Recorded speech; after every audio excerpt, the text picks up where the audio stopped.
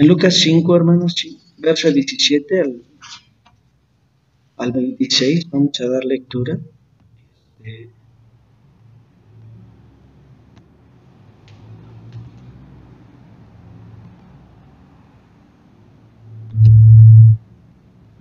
Gracias, porque eres tú. Gracias. Bien, ¿está ahí? Dice la palabra de Dios. Dice, aconteció que estando Jesús, verso 17. Dice, aconteció un día que estaba él enseñando y estaban sentados los fariseos y los doctores de la ley, los cuales habían venido de todas las aldeas de Galilea y de Judea y Jerusalén. Dice, y el poder del Señor estaba con él para sanar, ¿verdad? Dice, y sucedió que unos hombres que traían en un lecho a un hombre que estaba paralítico procuraban llevarle dentro y ponerle delante de él, pero no hallando cómo hacerlo a causa de la multitud, subieron encima de la casa y por el tejado le bajaron con el lecho, poniéndole en medio delante de Jesús. Al ver él la fe de ellos, les dijo, hombre, tus pecados te son perdonados. Y entonces los escribas y los fariseos comenzaron a cavilar, diciendo, ¿quién es este que habla blasfemia? ¿Quién puede perdonar pecados sino solo Dios? Jesús entonces, conociendo los pensamientos de ellos, respondiendo les dijo, ¿qué caviláis en vuestros corazones? ¿Qué es más fácil decir, tus pecados te son perdonados, o decir, levántate y anda? Para que sepáis que el Hijo del Hombre tiene potestad en la tierra para perdonar pecados, dijo al paralítico, a ti te digo, levántate y toma tu lecho y vete a tu casa. Al instante levantándose en presencia de ellos y tomando el lecho en que estaba acostado, se fue a su casa glorificando a Dios, y todos sobrecogidos de asombro glorificaron a Dios, y llenos de temor decían, hoy hemos visto maravillas. Amén, hermanos. Vamos a hacer una palabra de acción. Padre, toma el control, háblanos en esta mañana. Señor, tu palabra dice, abre tu boca que yo la llenaré, Señor, y creemos que tú añades bendición, Dios, en esta hora, Señor, a nuestras vidas, Señor, y nos hablas a nuestros corazones, en el nombre de Jesús. Amén. Fíjense, hermano, ¿verdad? Empezamos a estudiar esta parte, ¿verdad? Hace 8 días en relación a la vida de Cristo, a la vida de conociendo a Jesús, cómo Él se condujo, ¿verdad? Y nosotros tenemos que descubrir, ¿verdad?, que la vida de Cristo es un ejemplo, la vida de Cristo es un testimonio para nosotros como creyentes, para nosotros como hijos de Dios, tenemos un testimonio en Él, tenemos pisadas a seguir, así como lo declara 1 de Pedro capítulo 2, verso 21, que Él nos dejó pisadas, ¿verdad, hermano?, para que nosotros podamos seguir con Él, caminar de la forma que Él caminó en esta tierra, ¿no? Aunque hay muchas cosas, ¿verdad?, que podemos ver en Él, ¿verdad? Ahí en Juan 10, verso 30. Jesucristo declaró, ¿no?, de este modo, el Padre y yo, bueno, somos, ¿verdad? Y hermanos, nosotros que somos hijos de Dios, pues tenemos que caminar y anhelar esa comunión, ¿verdad? Tenemos que anhelar esa vida, ese propósito para nosotros, porque si Jesús pudo caminar en ese tiempo en la tierra con el Padre, quiere decir que el Padre y Él tenían un mismo sentir, ¿verdad? Tenían una misma visión, tenían un mismo propósito, tenían el poder hacer la voluntad específica. Y entonces yo creo que es importante que si nosotros meditamos en ese versículo y la voz de Jesucristo, pues podamos entender, ¿verdad?, que la iglesia y el Padre deberían de ser uno, ¿no? O uno con Cristo. A final de cuentas, Jesucristo nos manifestó al Padre y el amor del Padre, ¿no? Entonces podemos ver que el Señor tiene en sí, ¿verdad?, poder traer la salud, principalmente espiritual, ¿no? Porque cuando nosotros vemos este pasaje, vemos primordialmente que Él le dijo al paralítico, ¿verdad? Dice, tu fe te ha salvado, ¿verdad? O sea, al ver la fe de ellos, les dijo, hijo, tu fe te ha salvado, ¿verdad? O sea, los pecados les son perdonados, tus pecados te son perdonados, y eso es importante que nosotros lo podamos entender, ya que lo principal en la vida de una persona es que él pueda estar bien delante de Dios, ¿no? Y a veces no lo hemos entendido así, porque a veces pedimos primero la sanidad, pero después la salvación, siendo que debe de ser al contrario, ¿verdad? Primero la salvación, posteriormente la sanidad va a venir como consecuencia, porque nosotros sabemos que la paga del pecado es muerte, ¿no? Mas la dádiva de Dios es vida eterna. Entonces, cuando nosotros vemos, ¿verdad?, que la consecuencia de la enfermedad realmente es el pecado, ¿sí?, pues tenemos que saber que lo primero que debe de haber en un hombre es la justificación o la santidad o el estar a cuentas con Dios, el ser perdonado, para después poder, hermano, experimentar una sanidad completa en nuestras vidas, ¿verdad? Podemos ver en este pasaje, hermanos, sí, que habían venido fariseos, doctores de la ley, se habían presentado a escuchar a Jesucristo, ¿verdad? Y eso implica que había un interés, ¿verdad?, en aquellos doctores, aunque pues principalmente observaban, ¿verdad?, todas las cosas que hacía Jesús, ¿verdad?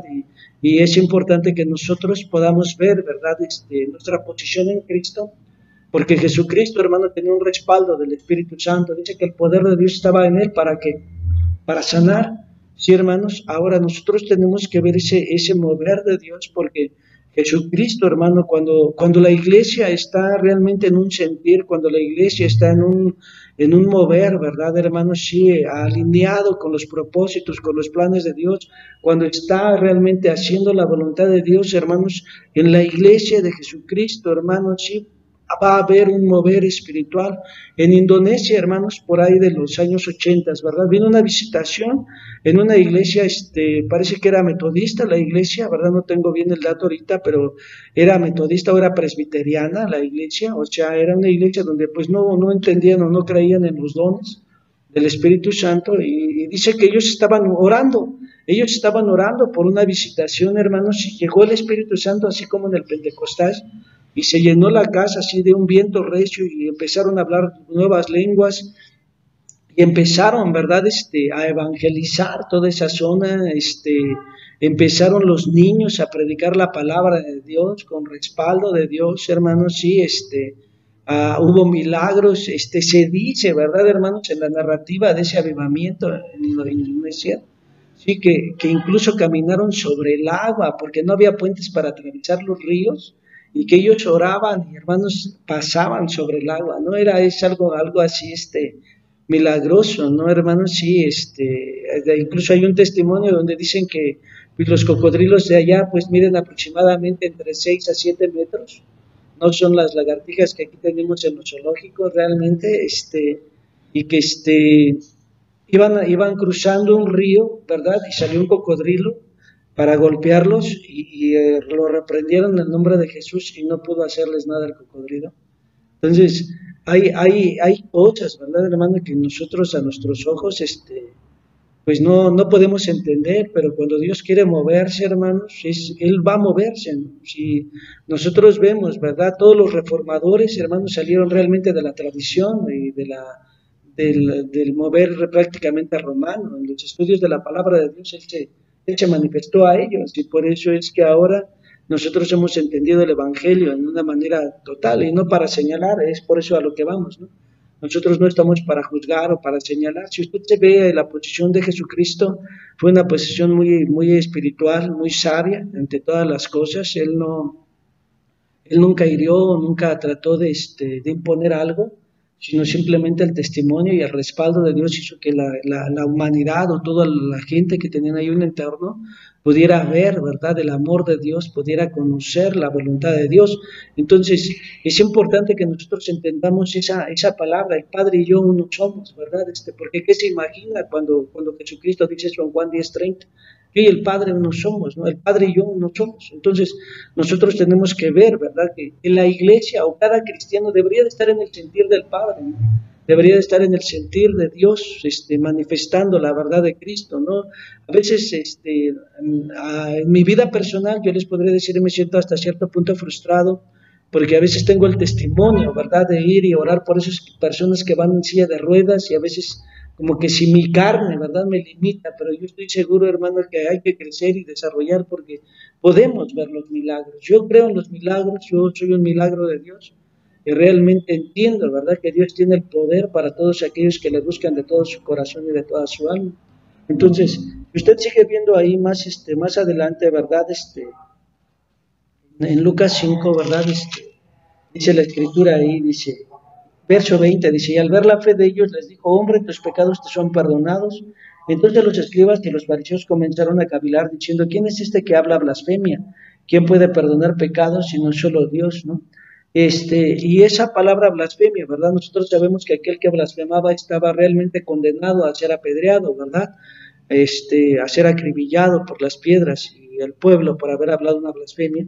Pero Jesucristo les pone ahí, ¿verdad? Ese gran testimonio de verdad. Dice Jesús entonces, conociendo los pensamientos de ellos, en el verso 22, dice, respondiendo les dijo, ¿qué caviláis en vuestros corazones? ¿Qué es más fácil decir, tus pecados te son perdonados, o decir, levántate y anda? Dice, pues para que sepáis que el Hijo del Hombre tiene potestad en la tierra para perdonar pecados, dijo al paralítico, a ti te digo, levántate, toma tu lecho y vete a tu casa. Y yo quiero que usted vea esa profundidad, ¿verdad? Porque el Señor hablaba de un ambiente espiritual, ¿no? El Señor hablaba y le decía que es más fácil decir que sus pecados son perdonados o decirle levántate, porque a veces nosotros, hermanos, vemos siempre un problema, ¿no? Y normalmente vemos lo físico, ¿verdad? Pero no vemos la raíz, ¿verdad? Que a veces está en lo espiritual, ¿no? O sea, el rencor, la ira, el odio, el pecado, ¿no? Todas esas áreas, hermanos, en nuestras vidas tienen mucho que decir y principalmente, ¿no?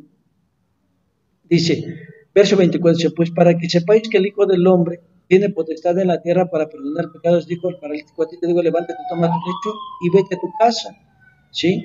Y dice, y al instante de levantándose, en presencia de ellos y tomando el lecho, dice que el que estaba acostado se fue a su casa glorificando a Dios. ¿Qué testimonio, ¿no, hermanos? O sea, ellos pudieron ver que la palabra de Dios tenía un respaldo, que el estar en la presencia de Dios, que el vivir en la presencia de Dios tiene un respaldo. Y es ahí, hermanos, donde nosotros tenemos que entender, ¿verdad? La vida del creyente verdadero.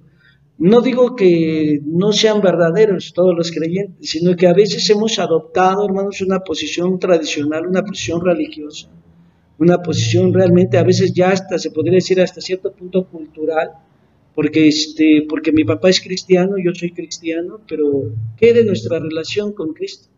¿Qué de nuestra relación con Dios, no, hermanos? O sea, el Señor en este tiempo nos está exhortando, ¿verdad?, a través del Espíritu, a poder tener más tiempos con Él, a poder vivir con Él, al poder estar en su presencia, ¿no? Y eso es importante que nosotros lo entendamos, porque muchas veces nos hemos olvidado de esa relación, esa fusión que tenemos que tener con el Padre, esa fusión que tenemos que tener con el Hijo, ¿no, hermanos? Y a veces nos angustiamos por las circunstancias que se están moviendo a nuestro entorno, ¿no? Ahorita que estamos escuchando de contagios, de pandemia, de escasez, de problemas, ¿no?, que se están moviendo en toda la sociedad a nivel mundial. Hay quienes, como iglesia, hermanos, no están a la brecha, hay quienes como iglesia no están al portillo, no están intercediendo, ¿verdad?, por las necesidades, no están pidiéndole a Dios, pues, para que estas cosas se disipen. No digo que todos, ¿verdad?, pero el sentir de la iglesia debería decir al unísono. O sea, no creo que esto implique solamente a líderes espirituales, sino a todo el pueblo, a toda la congregación, ¿no? Hablando de un nivel mundial, yo creo que eso es importante, que nosotros podamos entenderlo y pedirle al Señor, ¿verdad?, que Él sea tomando las cartas para que Él pueda, bueno, Él tiene el control de todo. Tomar las cartas es erróneo, el Señor tiene control de todas las cosas, pero sí pedir misericordia, ¿no?, para esta humanidad, pedir que Él intervenga de una manera mayor, hermanos, eso es lo ideal que nosotros como iglesia tendríamos que estar haciendo. Y dice que al instante levantándose, dice, en presencia de Dios y tomando el lecho, dice que estaba acostado, se fue a su casa glorificando a Dios. Yo quiero que usted vea esa posición, ¿verdad?, de este paralítico, ¿verdad? Porque ahí hubo un grupo de intercesores. Dice que hubo algunos compañeros, ¿verdad?, que lo llevaban, ¿verdad, hermanos? Y subieron al techo al ver que no había posibilidad de entrar. Y a veces hablábamos que entre las oposiciones o todas las cosas que nosotros vivimos como cristianos, Dios siempre tiene a alguien que está intercediendo por nosotros. Y eso es glorioso, hermanos, porque la misma palabra declara que Jesús intercede por nosotros, ¿no? Ahí en Romanos 8, parece que es el verso 32, pero eso lo declara la Escritura, ¿no? Y entonces nosotros nos tenemos que sentir galardonados. Dice, es el verso 34. Dice, ¿quién es el que condenará? Cristo es el que murió, más aún el que también resucitó, el que además está a la diestra de Dios, el que también intercede por nosotros, ¿verdad? Entonces imagínense, ¿verdad, hermano? Nosotros tenemos un amigo, un intercesor, un padre, ¿verdad? Que está con nosotros, mirando que nuestra fe no falte, ¿no? Mirando que nuestra fe alcance, ¿verdad, hermano? Y posea las promesas de Dios. Y ahí, hermano, nosotros tenemos que ver este propósito tan grande de Dios para nuestras vidas, porque el Señor, hermanos, tiene un control bien específico, ¿no? O sea, usted en su necesidad, en su adversidad, no está solo, ¿sí? El Señor siempre levanta a alguien que ore por usted, hermano, y Él mismo está intercediendo, ¿verdad? Por usted a la diestra del Padre. Y eso es algo importante, ¿no, hermanos? O sea, nosotros tenemos que tener una expectativa, hermano, de ver la misericordia, el amor de Dios, el bien de Dios en todo momento, en nuestro caminar como cristianos, aunque a veces se levantan oposiciones, aunque a veces se levantan adversidades. Él mismo lo declaró en el Salmo 23, ¿verdad? Jehová es mi pastor y nada me faltará. Y ese pastor, y él mismo lo declaró acá en Juan 10, dijo, yo soy el pastor de las ovejas. Entonces, yo soy el buen pastor y mis ovejas oyen mi voz y me siguen. Y nosotros tenemos que ver esa realidad, porque cuando nosotros empezamos a entender los propósitos de Dios, sabemos que no estamos solos, sabemos que las adversidades que nosotros pasamos a veces son transiciones en nuestras vidas para poder alcanzar, ¿verdad?, los objetivos divinos en nosotros. Muchas veces en esas transiciones, hermanos, nosotros nos podemos sentir aislados o prácticamente perturbados, afligidos, ¿verdad? Como decepcionados en nuestro corazón, como con un vacío, como con cierto temor, ¿verdad? Pero nosotros tenemos que entender que Jesucristo está orando por nosotros, ¿sí? Y aparte va a levantar gente que interceda por nosotros. Eso es hermoso, hermanos, porque nosotros nos podemos dar cuenta, ¿verdad?, que el Señor no nos abandona, que el Señor no nos deja, que el Señor levanta a alguien, ¿verdad?, para que podamos estar intercediendo, ¿verdad? Hace mucho tiempo yo estaba orando en un lugar, estaba yo pidiéndole a Dios por algunas necesidades. Y el Señor me trajo un nombre, ¿verdad? Y así específicamente, ora por mi hija Wanda, dijo en ese momento, ¿verdad? Yo dije, Wanda, yo nunca lo he escuchado, pero no creo que sea la voz del enemigo que me diga que ore por Wanda, ¿verdad? Entonces, yo dije, amén. Entonces yo me puse a orar, ¿verdad? Por Wanda, ¿verdad? En ese momento, y es importante que nosotros entendamos esas partes tan específicas de Dios, porque así como el Señor nos trae un testimonio para orar por una persona, pues así no solamente a nosotros nos lo trae, sino a más gente, ¿verdad?, para que ore por nosotros y nosotros podamos salir adelante, hermanos. Entonces, yo quiero que usted vea el sentir de la iglesia y principalmente el mover de usted como Cristo, porque ahí en Juan 10, verso 30, ¿verdad?, vemos una realidad. Y vaya usted ahí, es un versículo muy, muy pequeño que ya se los he repetido varias veces. Dice, el Padre y yo somos uno. ¿Sí? Imagínense que la iglesia dijera, el Padre y yo somos uno. ¿Sí? O que, no sé, Jesucristo y yo somos uno, ¿verdad?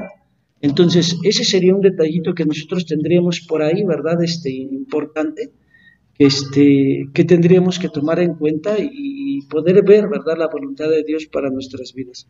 Entonces, sí es necesario, hermanos, que nosotros podamos ver la voluntad de Dios en nuestras vidas y podamos pedirle al Señor, ¿verdad?, que Él tome el control y Él pueda hacer las cosas correctas. Fíjese bien, cuando dice, el Padre y yo somos uno, ¿usted podría decir Jesús y yo somos uno? ¿Usted podría decir Jesús y yo somos uno? ¿Usted podría decir el Padre y yo somos uno?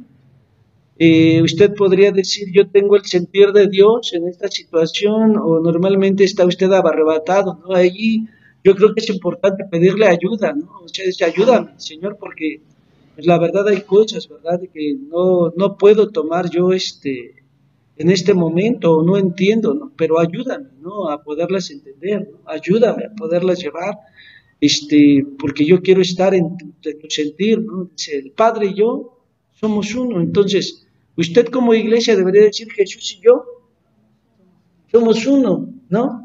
Usted como iglesia podría decir totalmente, o como un nuevo creyente, Jesús y yo somos uno, y esta comunión me lleva a ser uno con el Padre. ¿Cuándo podríamos ser uno con Dios? Cuando estamos en su voluntad, cuando estamos en su sentir, cuando estamos haciendo las cosas que Él nos pide. Y yo quiero que usted vea que a veces nuestro caminar como cristiano está muy limitado, que a veces nuestro caminar como cristiano, hermano, sí está excesivamente enajenado por todas las cuestiones de esta vida. Y no es que esté mal, ¿verdad, hermano? Que usted esté pensando tal vez en los pagos, porque pues eso es testimonio, ¿verdad? No tener deudas, el sacar adelante, el ser responsable con su casa. Pero dice la palabra de Dios, buscar primeramente el reino de Dios y qué, justicia y todas las demás cosas vendrán por añadidura. Y sí, y eso es importante, ¿no? Si nosotros vivimos la justicia en Dios, si nosotros somos obedientes a la palabra de Dios, si nosotros somos sumisos, ¿verdad?, a la voluntad divina, nosotros, hermanos, vamos a poder ser prosperados en diferentes áreas y vamos a poder ver suplidas, perdón, las necesidades que nosotros tenemos, llámense físicas, materiales o espirituales o de salud, ¿no? Ahí en tercera de Juan, verso 2, dice la escritura, ¿verdad? Amado, deseo que seas prosperado en todas las cosas y que tengas salud, así como prospera tu alma.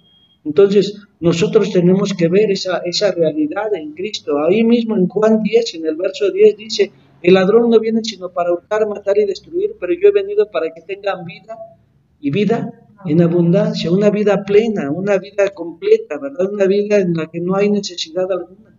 Entonces, cuando nosotros podemos ver esa bendición tan grande que Dios tiene para nosotros, entonces caminamos hacia adelante, hermanos, caminamos conscientes de que las circunstancias que podamos enfrentar son nada. ¿Por qué?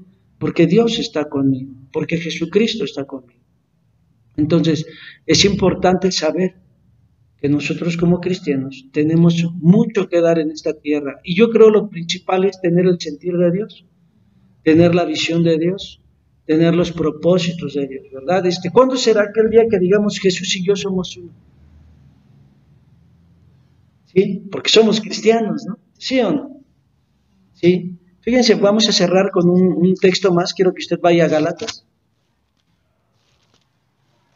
Creo que cada vez que vamos viendo la palabra nos damos cuenta cada vez que tenemos mucha carne, ¿verdad? Que tenemos mucha necesidad de buscar a Dios, de anhelar de Dios, de perseverar en la palabra.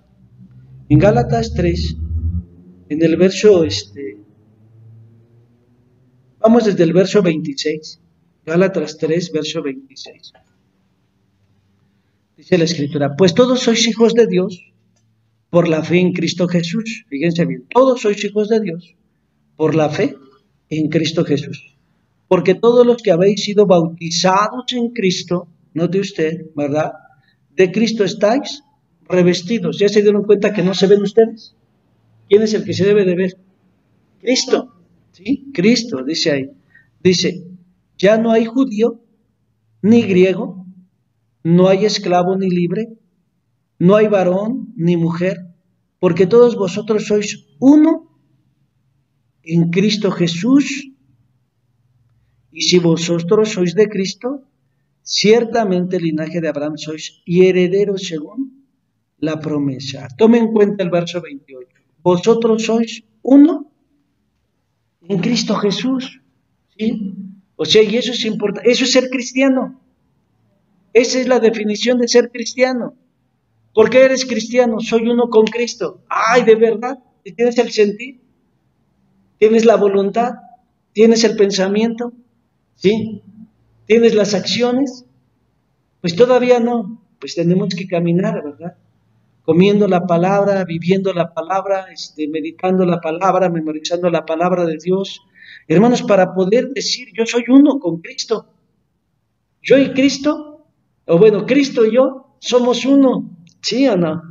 Entonces, eso es importante que la iglesia lo tuviera, hermanos, porque a veces, hermanos, nos metemos en tantas cuestiones, ¿verdad?, de la humanidad y de la naturaleza caída, y es lamentable, porque a estas fechas, hermanos, Jesucristo ya viene, y nosotros a veces todavía estamos peleándonos, ¿no?, por cosas superficiales, o estamos teniendo en nuestra vida opresiones en nuestros pensamientos, por cosas secundarias, porque afanamos por el día de hoy, sin saber que el Señor tiene realmente el suplir cada necesidad de nuestras vidas. Iglesia de Jesús, realmente métase con el Señor, viva más con Él,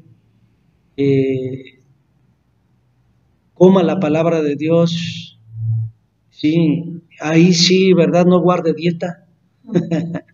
Aliméntese en la mañana, en la tarde, en la noche, en la madrugada, en el momento de ansiedad, en lo que usted pueda estar pasando, tenga la palabra de Dios para que el Señor sea supliendo a su necesidad y usted pueda ver todas las cosas que necesitamos tener de Él, ¿verdad? Y poder tener el decir, somos uno en Cristo. Somos uno en Cristo, porque eso es importante que nosotros lo conozcamos, ¿verdad? A veces tenemos acciones, siempre, y en su mayoría cuando estamos fuera de la palabra de Dios humanas, hermanos. Nuestra vida siempre manifiesta carne, y pues ya no es el tiempo de eso. Es el tiempo de que el cristiano pase de la transición, de la manera posicional a una manera, sí, hermano, realmente concreta en el conocimiento de Dios en una manera experimental. Que usted sea un testimonio de luz, que usted sea un testimonio de Él, que usted pueda realmente dar a luz los propósitos de Dios en este tiempo. Embarácese de los planes de Dios, y eso solamente puede venir en la intimidad con Él. Entonces, camínese adelante.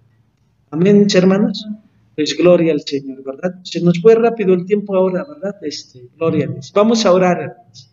Padre, te damos gracias, Señor, por tu amor, por tu bondad, por tu infinita misericordia. Señor, porque creemos, Padre Celestial, que eres tú tomando el control, Dios, en este momento, Señor, sobre la vida de tu pueblo, sobre la vida de tus hijos, Señor. Gracias, Señor Padre, porque eres